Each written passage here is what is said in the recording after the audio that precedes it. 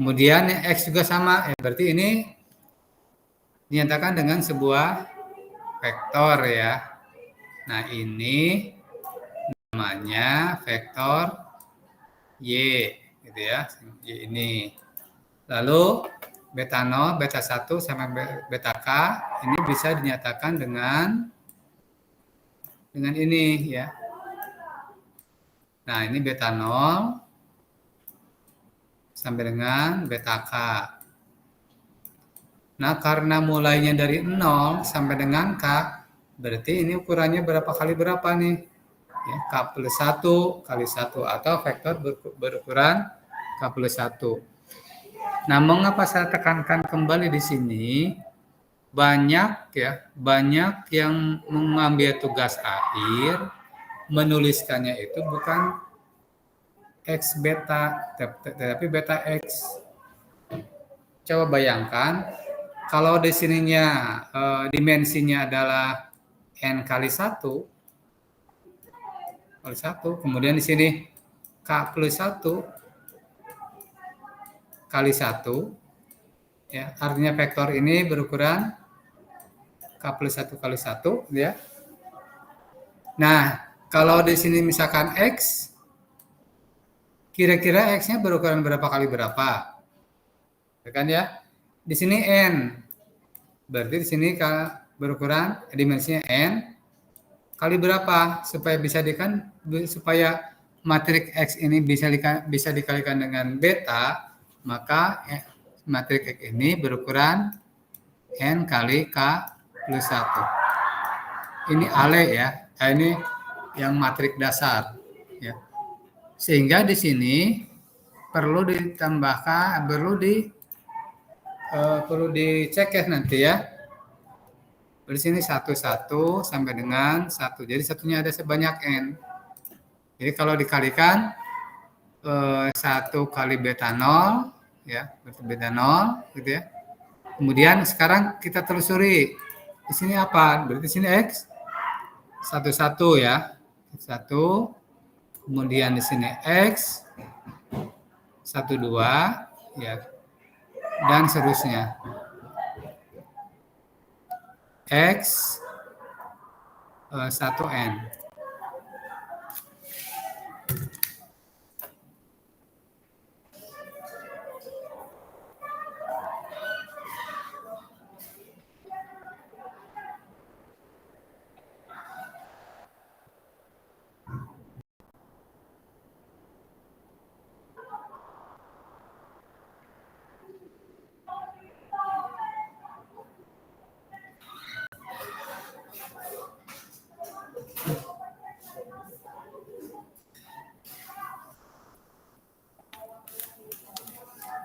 Oke, dilanjutkan.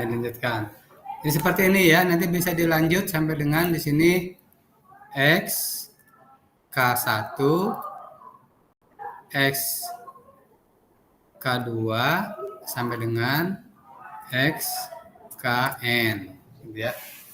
Jadi baru bisa dibentuk dalam notasi matriks seperti ini. Nah, seperti ini ya. Nah, dari sini bisa kita set asumsi untuk model regresi linear berganda. Ya, regresi linear berganda. Pertama, ini kita nanti akan menguji hipotesis ya, berarti epsilonnya berdistribusi normal. Kemudian ekspektasinya 0, artinya min dari E-nya 0. Kemudian variansi si N-nya adalah homogen, itu sigma kuadrat. Nah, ini biasanya bisa dinyatakan dengan error yang berdistribusi normal dengan min-nya 0, kemudian variansinya sigma kuadrat I gitu ya. Ini juga vektor ya, karena di sini vektor ya, seperti itu. Nah, ini nanti bisa dilacak kembali ya, sudah banyak buku ya.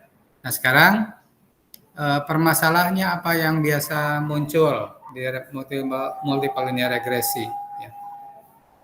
Pertama adalah tentunya ketika Anda membuat model, Anda harus telusuri, identifikasi, dan cek ya asumsi penormalan dari sisaan. Penormalan dari epsilon ini ya. Kemudian yang kedua, Anda harus cek bahwa variansinya homogen. Ya, variansinya homogen. Kemudian variansi homogen itu tidak lain adalah di sini kovariansinya harus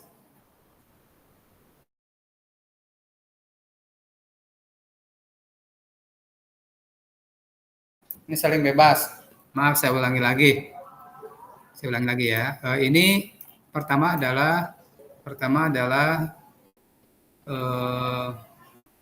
tidak ada multikolinier, kemudian errornya normal, kemudian errornya variansinya homogen, kemudian saling bebas ya, antar error saling bebas.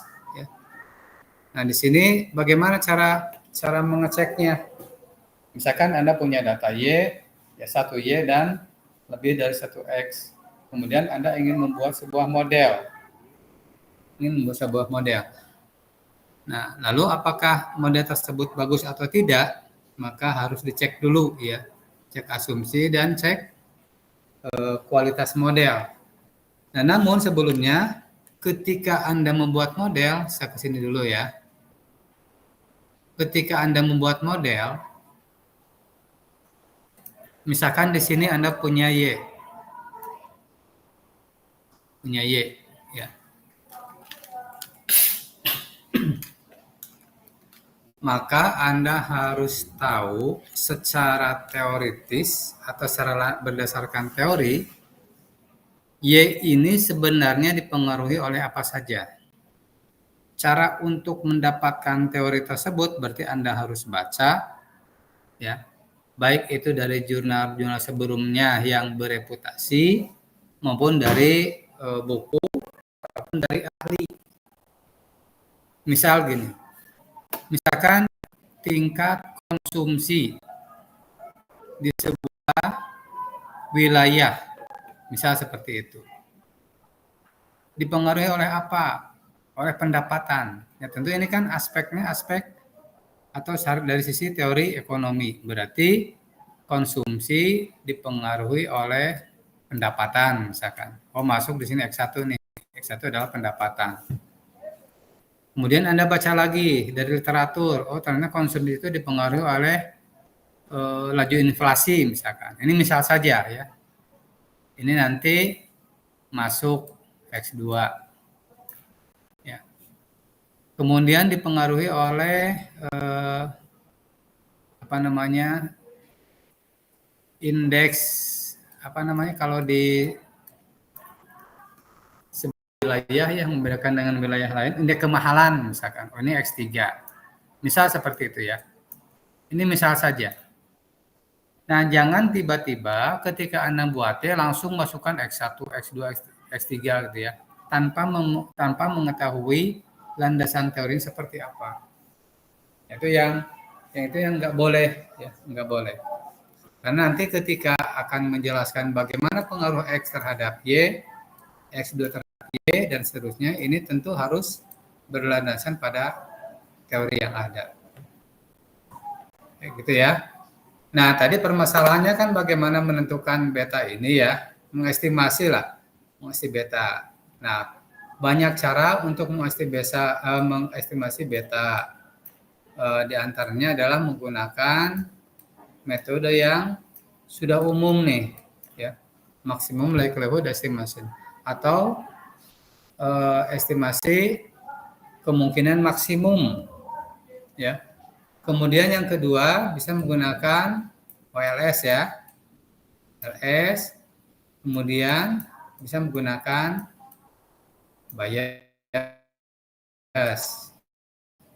bias. Nah, kalaulah Anda memahami dua saja ini, misalkan ini ya dengan ini akan bisa jadi sebuah tugas akhir. Ya. Bagaimana efisiensi dari sebuah estimator pada model regresi linear berganda, misalnya ya. Nanti ada kriterianya nih. Misalkan kriteria apa ya, 1, 2, 3, misal seperti itu ya. Baik, kita lanjut. Nah, sekarang bagaimana cara menentukan estimator dari regresi linier berganda. Nah, misalkan terdapat N buah pasangan observasi, ya, N buah pasangan observasi, kemudian nanti ini bisa dibentuk modelnya seperti ini. Permasalahannya adalah bagaimana menentukan estimator buat parameter beta ini, yang disebut dengan beta topi. Ini bagaimana caranya? Nah, setelah melalui proses gitu ya, ternyata estimator buat model ini adalah beta topi sama dengan X transpose X inverse X transpose Y. X transpose X inverse X transpose Y. Ya. Nah, sekarang tadi kan ini ya. Nah, ini kan ukurannya adalah N kali K plus 1 ya. Ingat, di sini X-nya berukuran N kali K plus 1. Ini aja, sekarang diskusi aja lah, diskusi saja.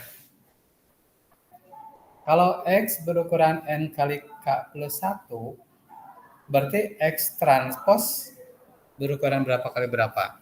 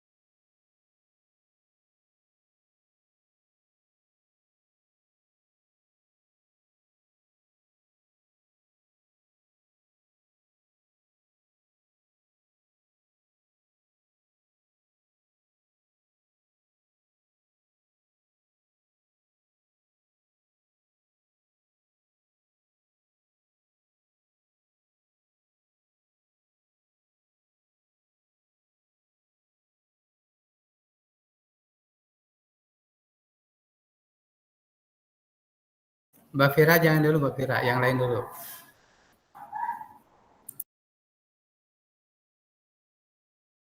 Izin menjawab, Pak. Silakan, Mbak Febi.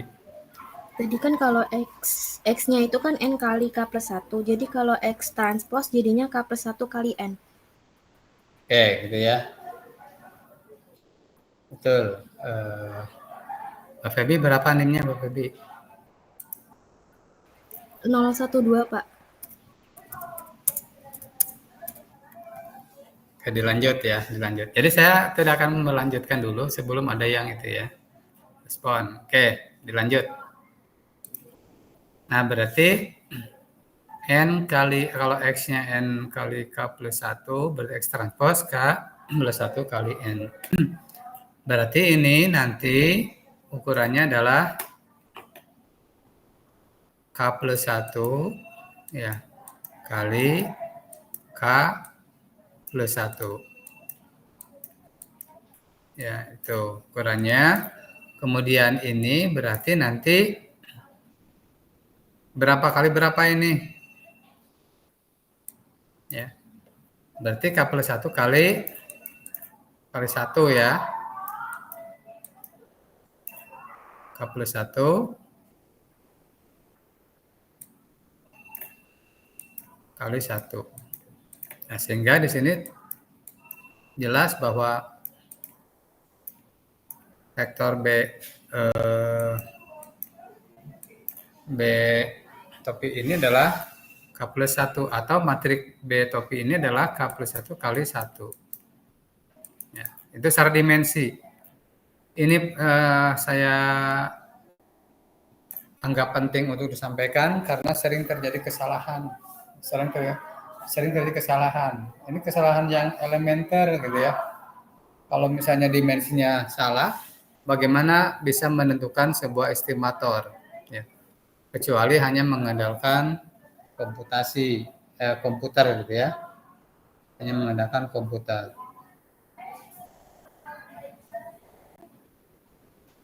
Oke, dilanjut.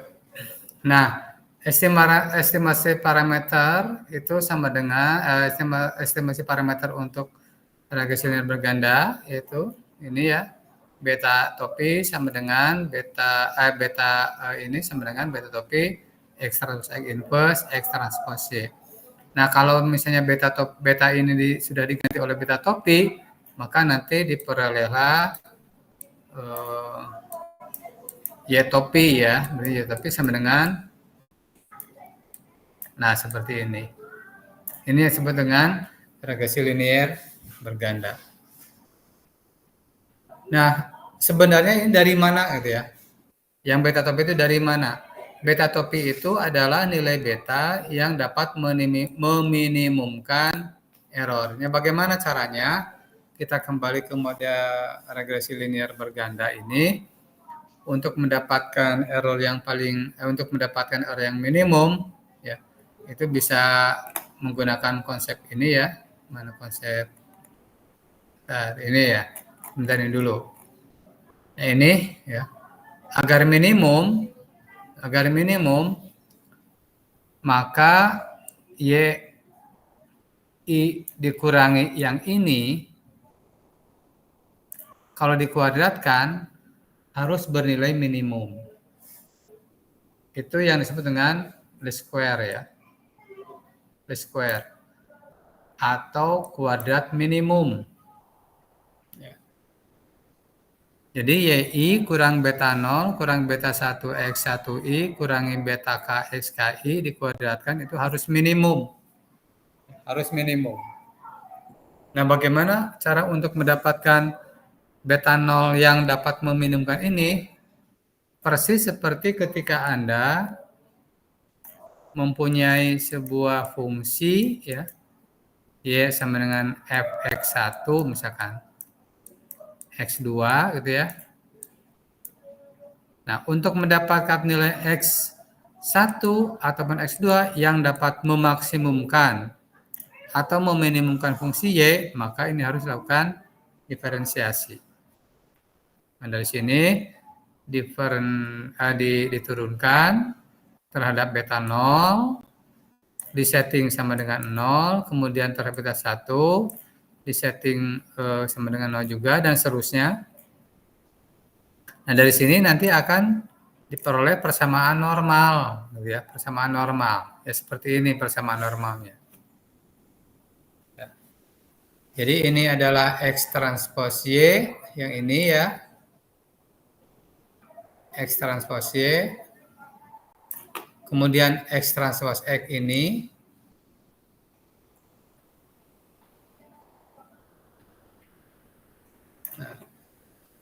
Jadi X transpose X ini ada N, ya. Kemudian sigma ini, sigma X1 kuadrat, kemudian X sigma X1I, XKI, di sini XKI kuadrat. Kemudian betanya, ya, betanotopi ini, kemudian B1 topi, dan seterusnya. Sebentar, saya ulangi lagi ya.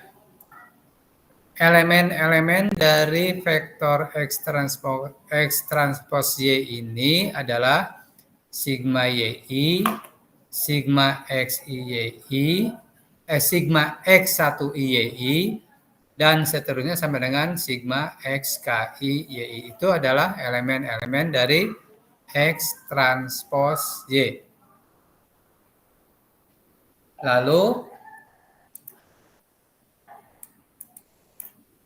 X transpose X, ya, matriks X transpose X ini elemennya adalah N, kemudian sigma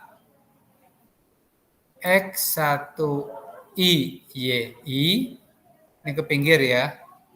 Di sini sigma X2IYI, dan seterusnya sampai sigma XKIYI. Nah, ini tentunya simetris, sehingga ketika baris satu ini diperoleh, maka nanti bisa diisikan juga ke kolom yang pertama ini. Baru nanti di baris kedua, kolom kedua, ya, baris kedua, kolom kedua, ini kan, ya, X1I kuadrat. Ya, di sini berarti X1I, X2I. Ya. Kemudian X1I, X3I, dan seterusnya sampai dengan X1I, XKI. Nah, ini ya. Ini secara manual dulu seperti ini. Sampai yang terakhir adalah X sigma XKI kuadrat. Jadi matriks ini berisi pertamanya di sini N, di sini sigma X1. Jadi saya menghilangkan I saja ya supaya nanti lebih sederhana saja ya. Sigma X2 gitu ya. X2 dan seterusnya sampai dengan sigma XK. Nah, di sininya sigma X1 kuadrat ya. Berarti di sini X ini kan X1 ya, X1 X2 berarti sigma X1 X2 dan seterusnya. Nah, demikian seterusnya ya, Sehingga nanti ini matriks X transpose ini memiliki ukuran K kali 1 kali K plus 1. Nah, seperti ini. Ini disebut dengan persamaan normal. Persamaan normal. Bagaimana untuk mendapatkan beta topi? Ini kalikan saja dengan X transpose X inverse. Ya. Sehingga nanti diperoleh dari sini, kalau dikalikan dengan X transpose X inverse, ini ya, maka akan diperoleh beta topi sama dengan X transpose X inverse X transpose Y. Inilah estimator untuk regresi linier berganda. Nah, kalau begitu nanti Anda bisa coba bagaimana cara menentukan estimator regresi linier berganda tanpa software statistika ya. Misalkan dengan operasi baris dasar atau operasi baris elementer, ya. Seperti itu. Jadi kalau Anda punya Y, kemudian di sini X1, kemudian X2 gitu ya. Nah, nanti dari sini Anda bisa membuat model, lalu nanti carilah model regresi linear bergandanya. Nah, gini ya.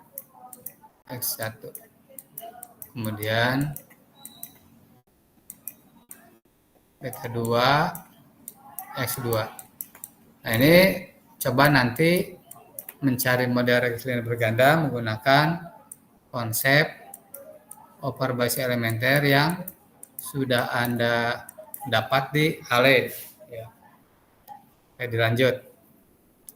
Nah, untuk mendapatkan model yang bagus, ya, model yang baik, ya, maka sifat-sifat dari sebuah estimator itu harus diselidiki. Sifat-sifat sebuah estimator harus diselidiki.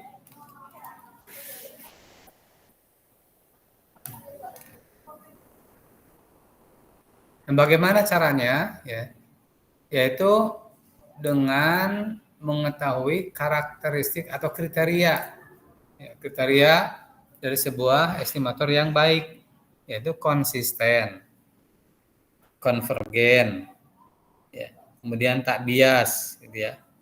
Nah, untuk mendapatkan kriteria tersebut ada kemampuan dasar yang harus Anda pahami, ya, kemampuan yang harus Anda kuasai. Ya, kemampuan dasar tersebut adalah sifat-sifat dari ekspektasi. Ya, sifat-sifat dari ekspektasi ini. Ini tentunya ada di metode statistika 1 ya, untuk dasarnya ya. Ada di metode statistika 1. Kadang ada mungkin sebagai dasar juga di TP ya, teori peluang gitu ya.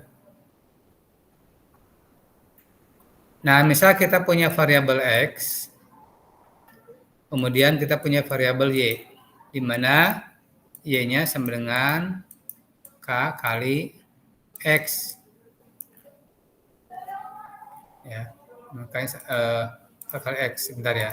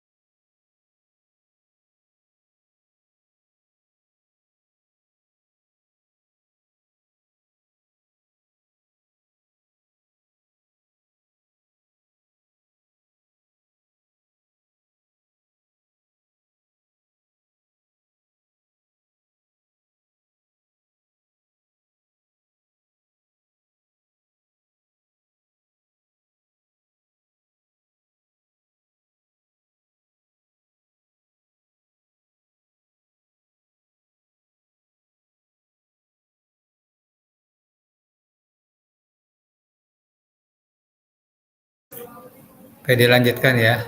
Dilanjutkan. Ini misalkan kita punya dua buah variabel X dan Y, di mana Y sama dengan kali X. Nah, nanti ekspektasi dari Y itu sama dengan karena K itu ada sebuah konstan yang bernilai real, maka bisa diubah menjadi ekspektasi K kali ekspektasi X gitu ya. Nah, seperti ini. Kemudian bagaimana dengan variansi? Nah, variansinya sama dengan ini kuadratkan ya. K kuadrat kali variansi dari X. Variansi dari X gitu ya.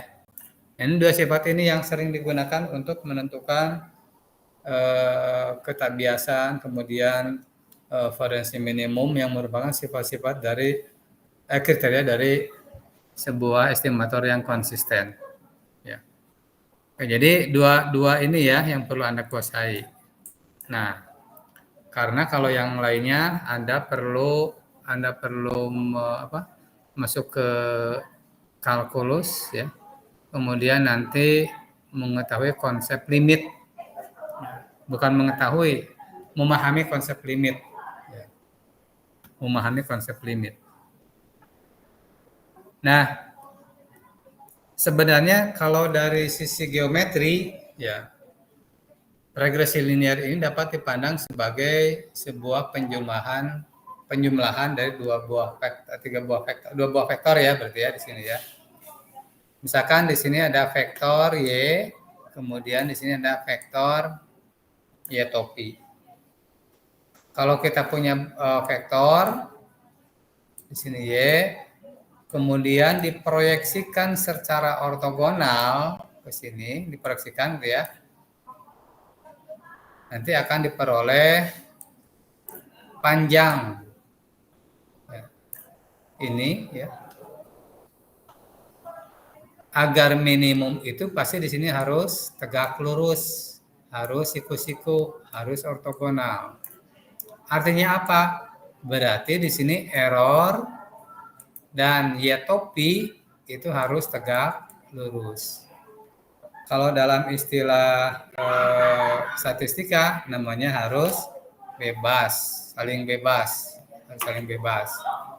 Saya ulangi, kalau dari konsep geometri, regresi ini dapat dipandang sebagai jumlahan dua vektor ya, jadi vektor x beta tambah epsilon sama dengan y, gitu ya. Ini x beta ke sini, kemudian tambah epsilon ke sini sama dengan y. Nah, gitu ya. Ini dari sisi geometris. Nah, untuk mendapatkan panjang epsilon ini norm ya. Untuk mendapatkan norm yang paling minimum ini harus tegak lurus. Apa arti tegak lurus? Berarti x beta sama epsilon ini harus tegak lurus atau harus saling bebas. Nah, makna saling bebas dalam statistik itu tidak berkorelasi atau korelasinya sama dengan 0.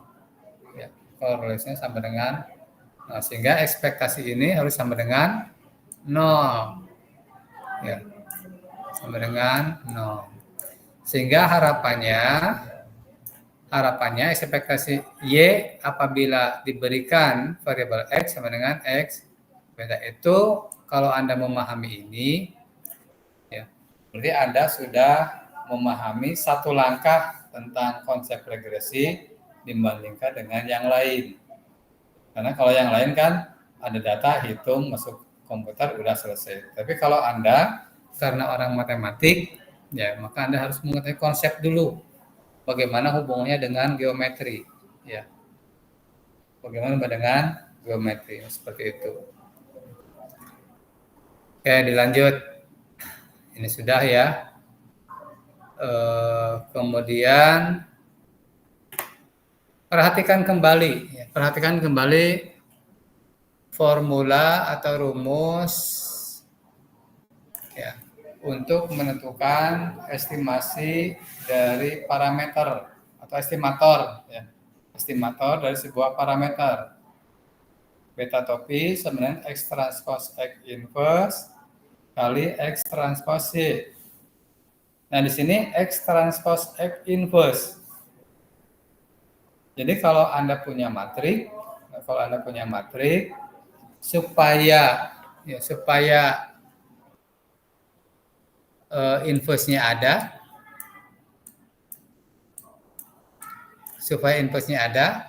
pasti nanti Anda harus identifikasi bahwa determinannya tidak sama dengan 0.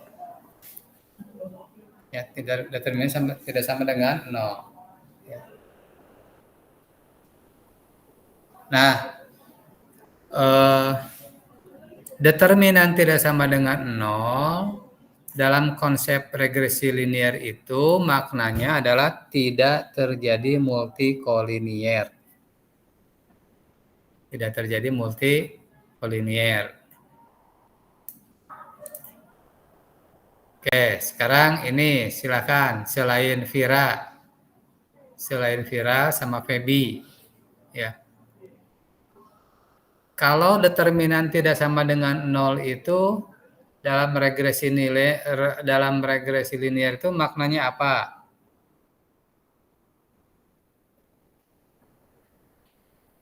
Di sini X transpose X inverse, ya, kan harus ada tuh inverse-nya harus ada, ya. Syarat inverse-nya ada tuh seperti apa? Kita punya matrik, supaya punya inverse syaratnya apa? Silakan. Selain Feby dan Vira.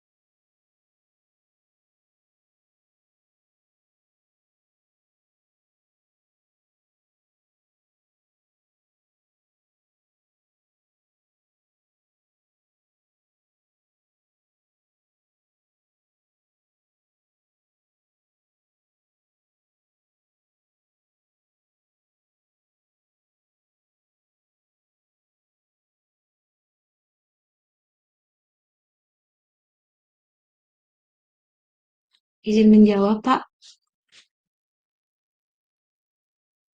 Oke, silakan.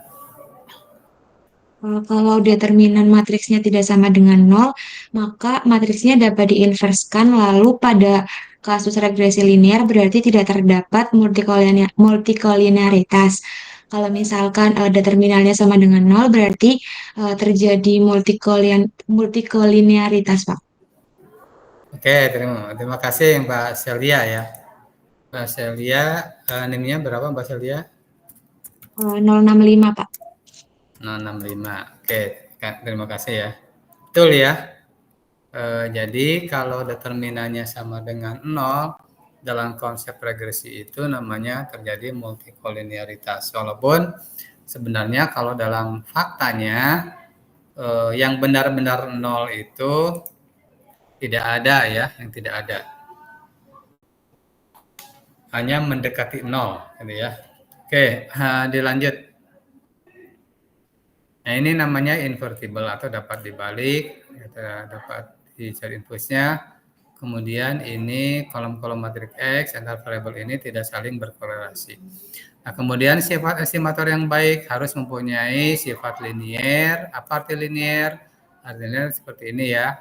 Jadi si beta topinya itu harus merupakan fungsi dari Y. Nah, fungsi dari Y. Karena apa? Hanya itu adalah sebuah konstan.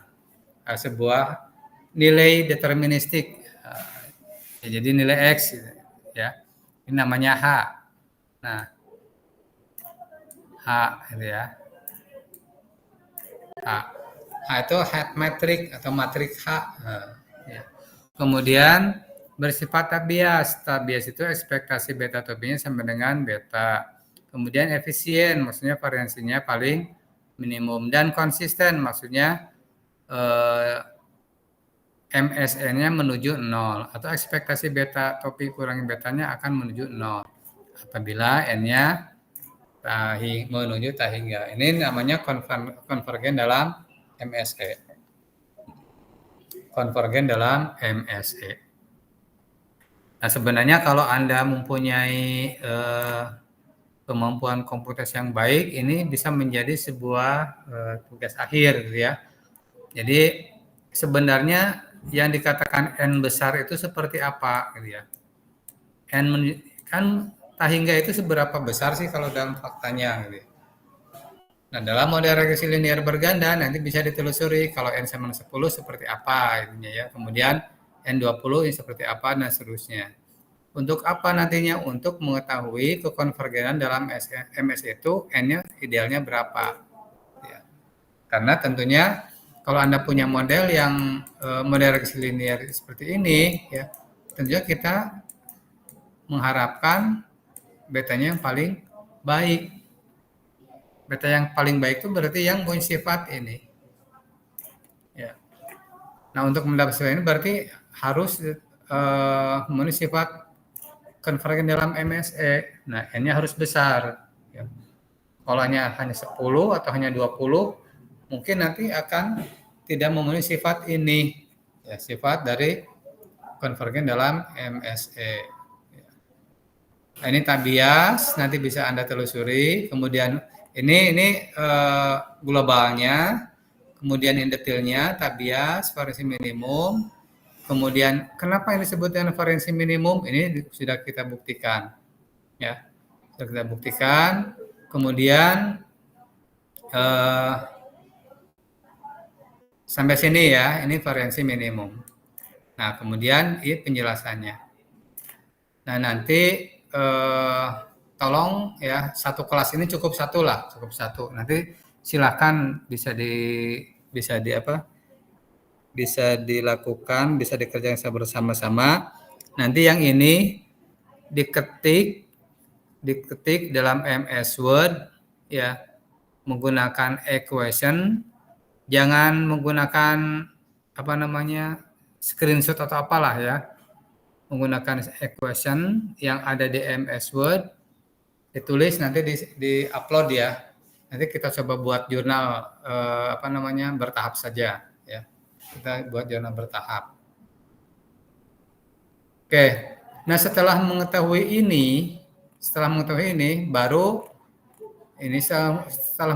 baru nanti menginterpretasikan. Jadi kalau Anda membuat model, pertama yang harus Anda ketahui adalah hubungan antar setiap variabel X ini dengan Y. Seperti apa ini ya. Kemudian yang kedua, merumuskan model tersebut, seperti apa hubungannya. Yang ketiga itu mengestimasi parameter. Itu yang paling penting ya. Mengestimasi parameter yang mempunyai sifat-sifat tabias, ya, kemudian linier, efisien, dan konsisten. Ya. Untuk regresi linear berganda dengan sifat seperti ini bersifat linier ya, karena bisa dinyatakan seperti ini. Kemudian bersifat tabias. Buktinya seperti ini. Kemudian variansinya paling minimum seperti ini. Nah, di sini sampai sini ya. Kemudian, nah di sini konsisten. Konsisten ini nanti kita coba buat dalam sebuah paper. Kira-kira N-nya berapa? Ya, kira-kira N-nya berapa? Nah, seperti itu. Nah, sekarang kita coba. Misalkan kita mempunyai satu variabel Y dan dua buah variabel X. X1, katakanlah X1 dan X2. Lalu kita ingin membuat sebuah model hubungan antara X1 dan X2 dengan Y. Ini ada datanya, kemudian kita coba buat menggunakan kalkulasi manual, ya. Kalkulasi manual. Itu tadi ya. Ini beta topinya sama dengan X transpose X. Gitu ya. Kemudian diinpuskan, kemudian X transpose ya gitu ya. Berarti Anda harus cari dulu X1Y, X2Y, X1, X2, X1 kuadrat, X2 kuadrat. Kemudian nanti ini jumlahkan ya ke bawah ya. Jumlah ke bawah. Terus itu ini namanya sigma Y. Ini sigma X1, ini sigma X2. Kemudian ini sigma X1Y, kemudian ini sigma X2Y. Karena X2 kali ini ya. Kemudian di sini sigma X1, X2, ini sigma X1 kuadrat, ini sigma X2 kuadrat. Nah, dari sini nanti bisa Anda ketahui X transpose Y-nya berarti ini ya. Kemudian ini sigma X1Y ya. X1Y 383 ini X2Y-nya 190,2, kemudian X transpose X-nya 12 N ya. N. Nah, ini. Kemudian sigma X1-nya berarti 66. Nah, ini ya, 66. Kemudian sigma X2-nya 3,6. Dan seterusnya. Lihat saja yang ada di sini ya. Nah, di sini. Mana tadi ya? Nah, ini ya. Nah, ini. Nanti di ini aja dikalikan saja ya. Nah, setelah itu baru dicari beta topi X transpose X, inverse X transpose Y. Nah, ini cari inverse-nya. Ini X transpose X. Kemudian nanti cari inverse-nya seperti ini. Ini bisa menggunakan operasi baris elementer, jadi hasilnya seperti ini. Ya. Baru kalikan X transpose Y, sehingga diperoleh seperti ini. Nah, sehingga nanti diperoleh modelnya adalah ini untuk beta 0, kemudian beta 1, kemudian beta 2. Sehingga model akhirnya seperti ini. Nah, ini Anda tidak bisa langsung melihat paham, tapi harus dicoba. Nah, kendalanya apa? Kendalanya adalah cara mencari inverse dari matriks 3x3. Itu yang menjadi permasalahan. Kenapa? Karena harus itu bisa dicari Anda sudah dapat materi ALE ya. Aljabar linear elementer, tentu Anda sudah paham bagaimana cara mencari inverse matriks ya, baik menggunakan konsep Sarus ataupun menggunakan operasi baris elementer. Ya. Nah, setelah diperoleh modelnya, nanti dicari estimator prediksi untuk setiap variabel respon. Misalkan untuk pengamatan pertama nilainya kan 4,3. X1-nya 4, X2-nya 0,2. Dengan memasang ke sini, berarti Y topinya sama dengan 0,667 tambah 1,317 kali 4, ya. Karena ini 4. Kemudian kali N negatif 8 ya dikurangi 8 kali 0,02 sehingga diperoleh ini. Yang diperoleh ini. Ya. Kemudian di sini Y topi Y aslinya 4,3, estimator prediksinya 4,335 sehingga selisihnya berapa dikuadratkan jadilah ini ya. Sebentar ini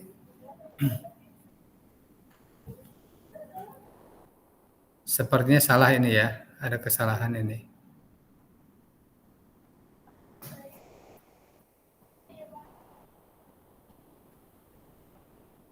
Oh sebentar ya, betul.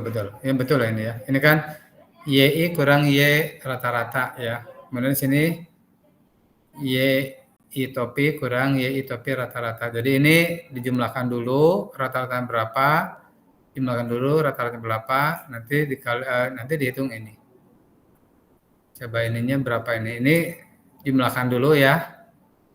Jumlahkan berapa, nanti dibagi 12 diperoleh rata-rata. Kemudian ini jumlahkan juga, kemudian dibagi 12, nanti diperoleh ya tapi rata-rata.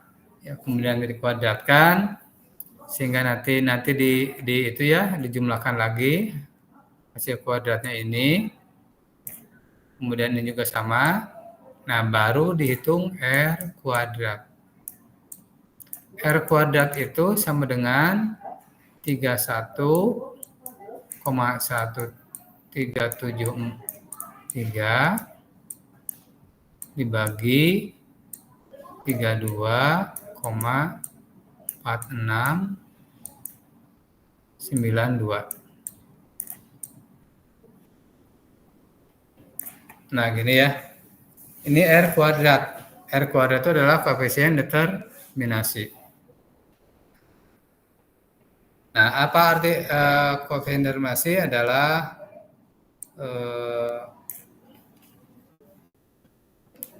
proporsi yang dapat variansi ya atau keragaman dari Y yang dapat dijelaskan oleh X gitu ya. Nanti ini lebih detail di interpretasi hasil nanti ya. Ya paling itu dulu untuk sementara. Silakan barangkali ada yang perlu ditanyakan.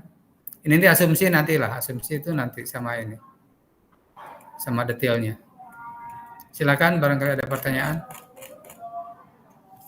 Pertemuan 4 nanti melanjutkan yang ini ya. Melanjutkan yang ini.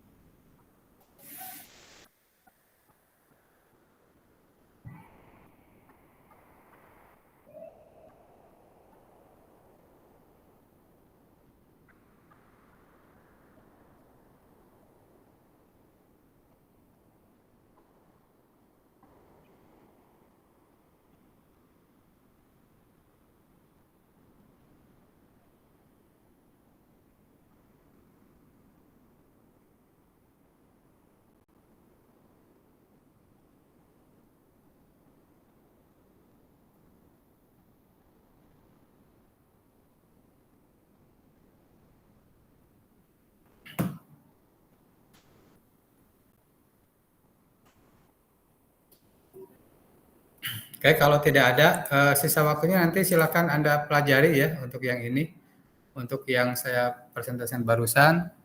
Kemudian sisanya nanti Anda pelajari dan apa namanya?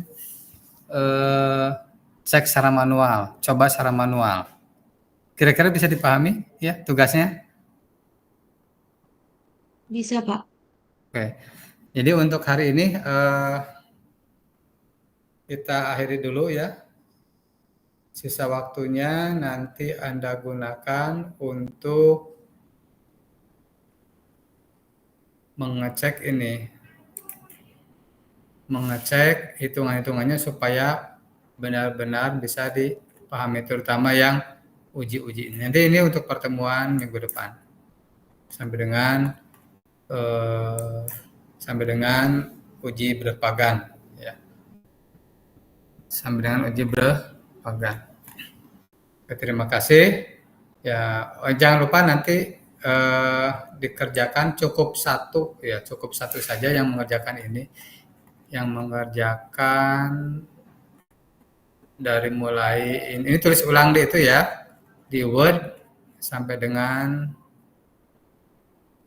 ini ya.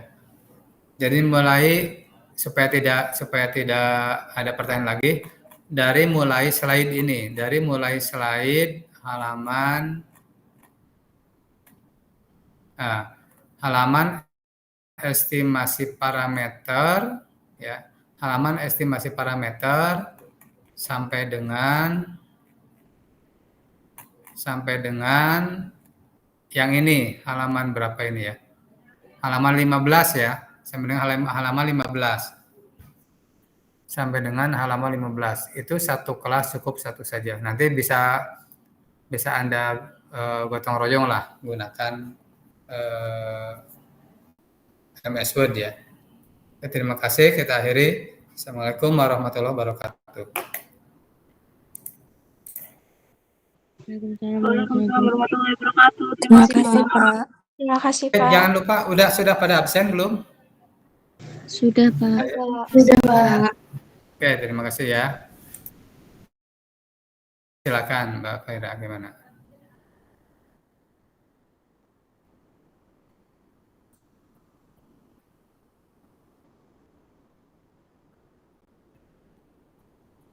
Yang mengisinya di jam berapa?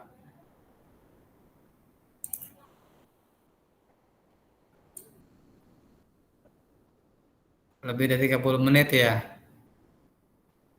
Ini ada 1, 2. Ini kok malah salah ngisi ya?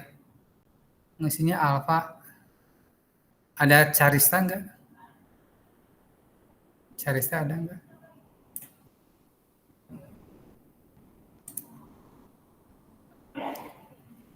Satu, 2. Oke, saya isikan saja. Oke, sudah ya semuanya? Sudah saya isikan? Ya, sama-sama. Yuk. Saya izin lab ya. Terima kasih semuanya.